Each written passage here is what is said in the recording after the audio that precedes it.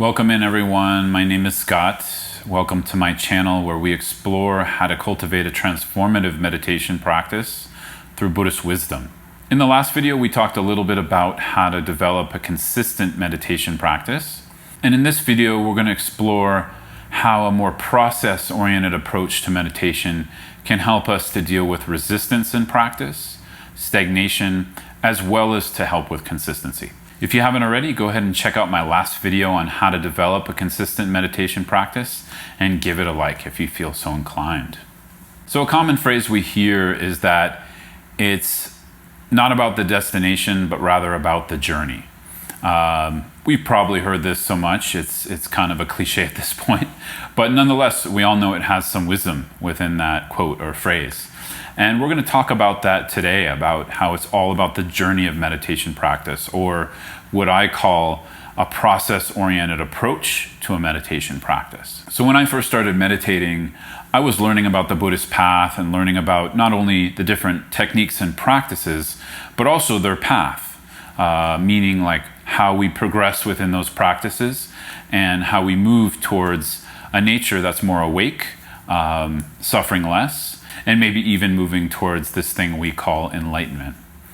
So early on, there was a lot of stars in my eyes and a lot of ideas of what I thought meditation should look like or what I thought I should be getting out of it. And maybe you experienced some of the same things. In the comments below, let me know if that happens to you as well.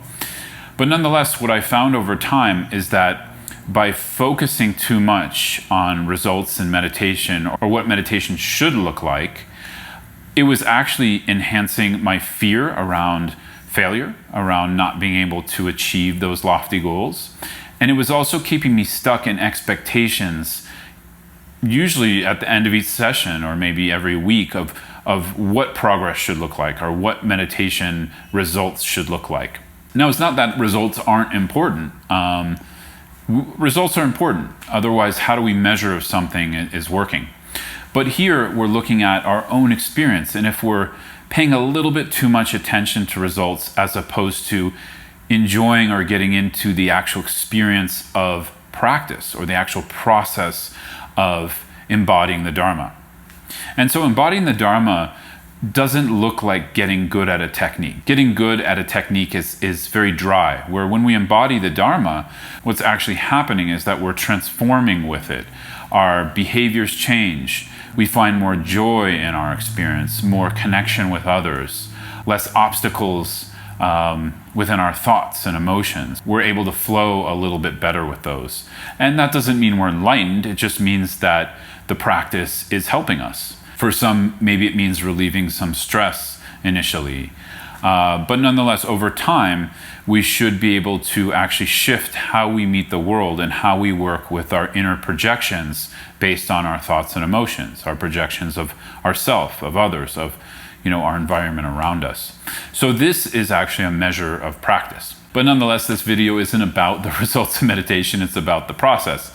And so how do we enjoy the process? I'm going to give you a few more tips on how to do this. So the first one is one I heard a long time ago from a dear friend who told me when she meditates, she just shows up. So there's this quote in my mind, just show up.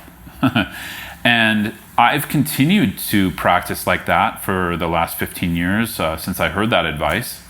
And it's really benefited me to think of my meditation like this. There's another YouTuber who I really like. His name is George Kao. He works with authentic marketing. And he says, disciplined in showing up and lenient in results, which is more or less the same thing. It's this idea of showing up consistently to practice, hopefully every day, and then being really lenient or not expecting a lot from that session of practice. So this leads me to the second point, which is not trying to be perfect at meditation. So perfectionism is one of those states of mind or sort of habits of behavior that a lot of us are affected by these days. And of course, when we find ourselves in habits of perfection in meditation, unfortunately, it probably means it's affecting other areas of our life. But nonetheless, in regards to our meditation practice, we don't have to be perfect at it. it's actually a practice, right? We call it meditation practice for a reason, which means we're not going to be good at it right away. The third main point is not to look for short-term results. So like I said, at some point we need to be seeing some results. And what I would recommend around that is to study the Dharma and to specifically see what the Dharma implies or says a path should look like as we move on it, because every meditation doesn't have the same results. For instance, if we're working on meditative awareness, which I taught in a previous video, some of the results are we're able to calmly abide in awareness for longer periods of time. And within that, we're able to have more fluidity and flexibility with our thoughts and emotions throughout the day. So those are some results we can see from meditative awareness practice, but those are not short-term results. So in this main point, I'm suggesting don't look for short-term results. And the last one is probably one of the more important ones, which is that meditation doesn't always have to feel good. So probably if you're like me, you get caught in this from time to time, or maybe in the beginning all the time, that if meditation isn't feeling good, it means we're doing something wrong. And I've found that to be false, in the sense that what meditation is actually doing from a Buddhist perspective is actually trying to shift or transform who we are in the world and how we relate to our thoughts, emotions, our behaviors or actions in the world. And then on a deeper level, how we relate to our own projection of the world, right? In the sense that we are a participant, probably the main participant, in creating our reality.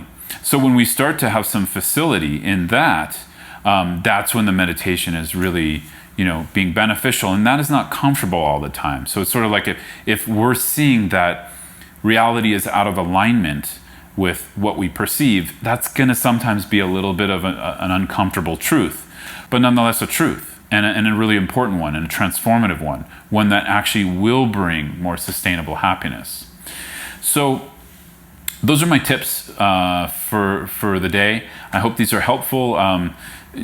Let me know in the comments below if you apply some of these and they're helpful to you. Let me know how it goes. If you have other tips that you work with for developing a more process-oriented approach to meditation, let me know in the comments below. In the next video, we're going to explore the world of healing anxiety and what meditation practices can help. If you haven't already, please check out the links below. I have some free guided meditations as well as other resources on my website. And until next time, wishing you all the best. Thanks so much.